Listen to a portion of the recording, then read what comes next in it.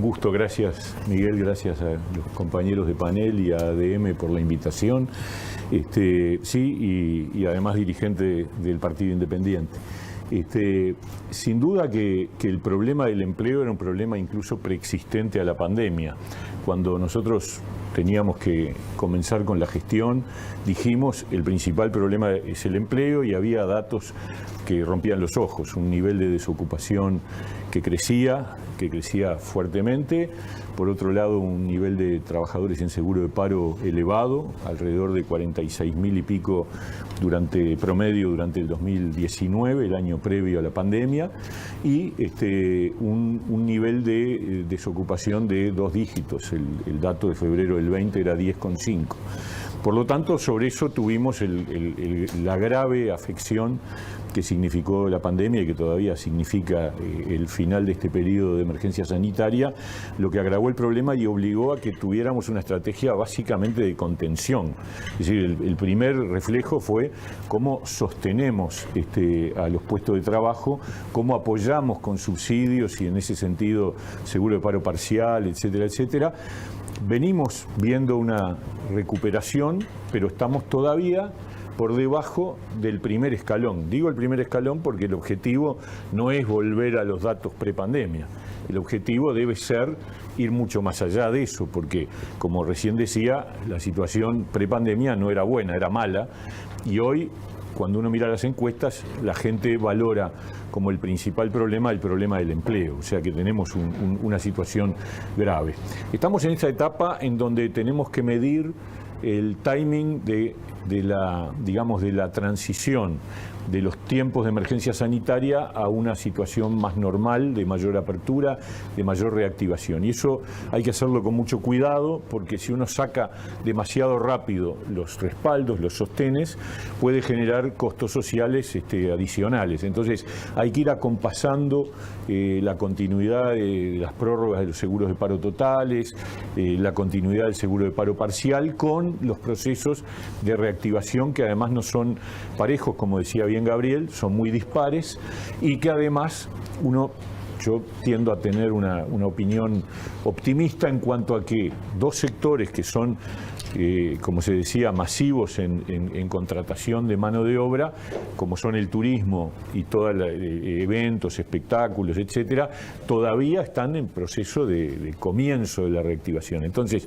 si uno mira los números de hoy, tenemos 71.000 trabajadores en el seguro de paro y una desocupación de 9,4, pero todavía con un número más bajo de personas activas, es decir, por debajo de lo que teníamos antes de la pandemia, tenemos un panorama que es auspicioso desde el punto de vista de llegar al nivel de recuperación con respecto a la pandemia. Luego viene el siguiente paso. Y ahí me parece que es fundamental, primero, hacernos cargo de los vulnerables. Lo que decía Richard me parece muy importante.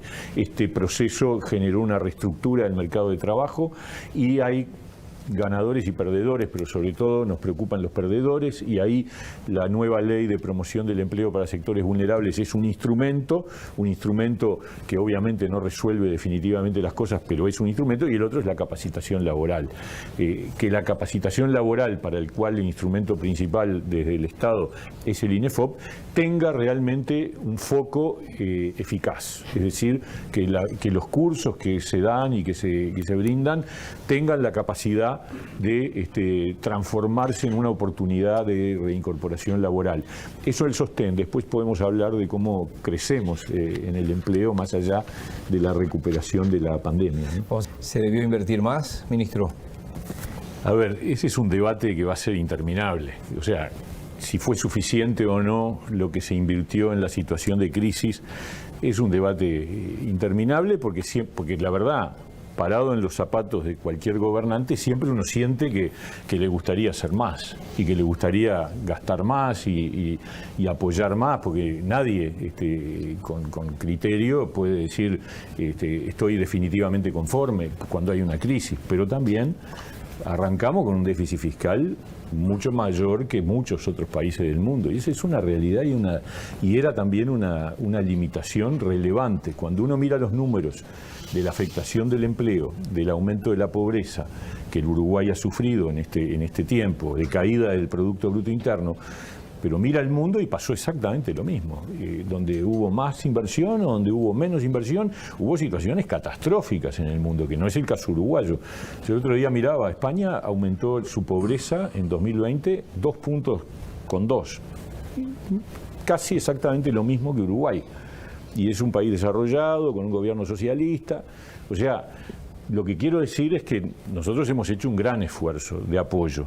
Puede ser mayor, puede haber gente que opine que debió haber sido mayor, puede ser, pero era el que realmente se podía hacer manteniendo ciertos equilibrios que son fundamentales también. Y quiero decir una cosa, porque no se ha discutido suficientemente, me parece a mí. La rendición de cuentas es una señal de dónde está el foco puesto en el gobierno. El gobierno obviamente hace esfuerzos de ahorro, sin ninguna duda, porque tenemos un problema de déficit fiscal, pero eligió tres temas en los que se gasta. 1, asentamientos. 2, primera infancia en situación de pobreza. 3, empleo.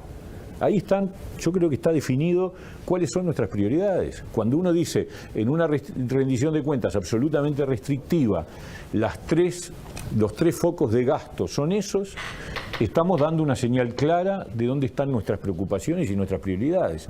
Vamos a gastar más en infancia, en primera infancia, que son los gurises más pobres, porque la pobreza en la primera infancia está en el 22%, cuando la pobreza en el conjunto de la sociedad está en el 12%.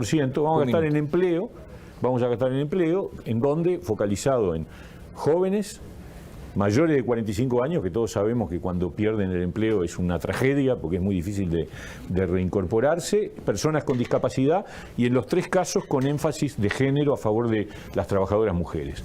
Yo creo que son todas señales que van en la dirección de un gobierno que se preocupa por los problemas de sensibilidad social. La estrategia que tuvimos en el año de pandemia estuvo dirigida. Por ejemplo, el seguro de paro parcial es todavía un instrumento muy potente para haber mantenido un montón de trabajadores con empleo y trabajando, a mitad de máquina, pero trabajando. El apoyo a los informales, las canastas de alimentos, uno siempre puede decir, sí, nos gustaría más. De hecho, nosotros del Partido Independiente en su momento planteamos que la canasta fuera más alta y se mejoró un poco, pero no todo lo que nosotros pretendíamos. O sea que siempre hay una sensación de insatisfacción. Seríamos insensibles si no dijéramos, bueno, en una situación de crisis siempre se puede, pero hay un límite que está marcado por las oportunidades y los constreñimientos que el país ya tenía, porque nosotros no llegamos al gobierno con una situación saneada, llegamos al gobierno con un déficit fiscal galopante y con una situación de empleo complicada y con un crecimiento de la economía nulo.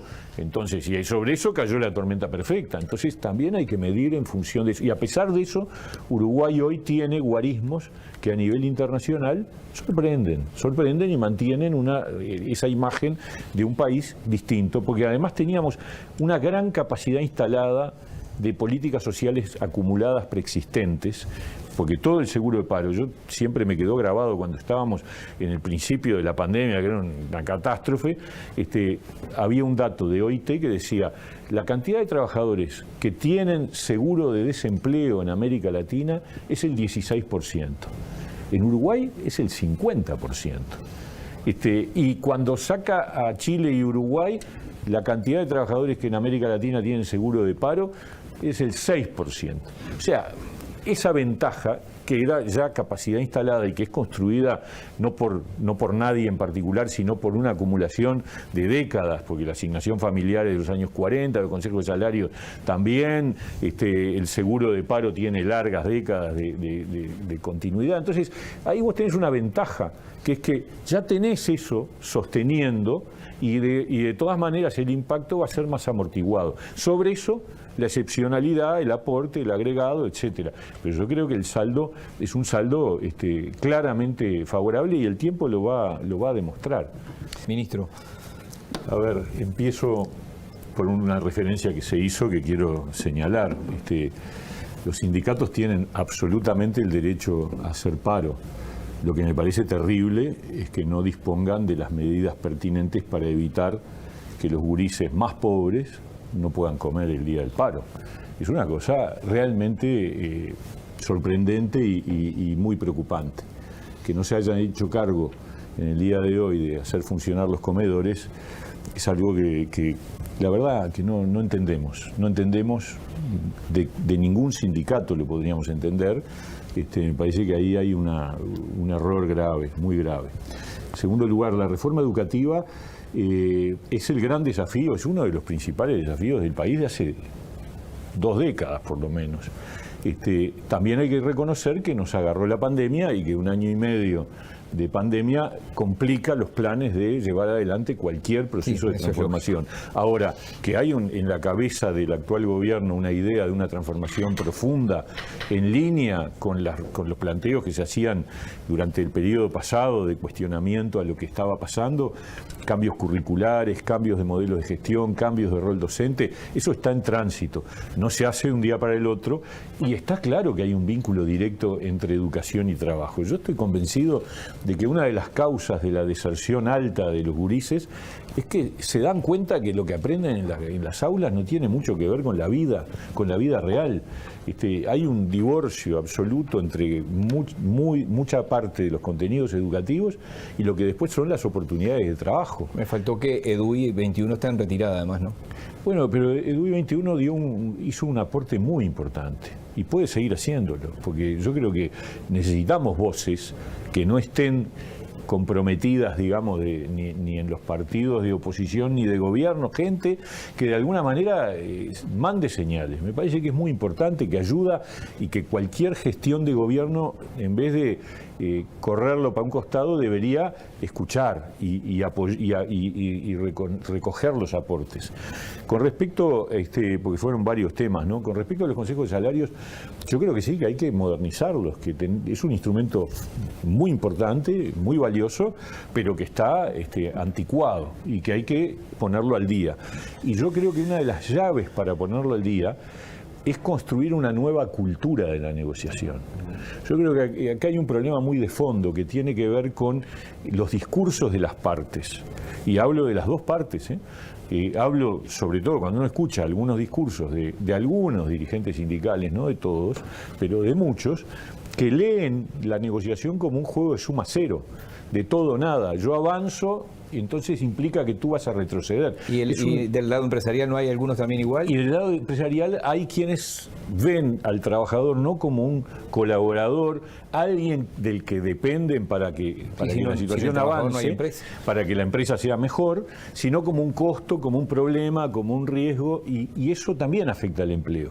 Entonces, a mí me parece que esta lógica donde hay que construir la idea de ganar-ganar, que en definitiva un trabajador necesita de que el emprendimiento le vaya bien y entonces es un socio en las buenas y en las malas, y eso también forma parte de la negociación. Yo creo que eso hay que construirlo de manera muy, muy potente, porque es la clave de una transformación del Consejo de Salarios, donde además el tema de la productividad es un tema central, que me quedé sin tiempo, pero sí, porque nos quedan 3-4 minutos y quiero parece muy relevante.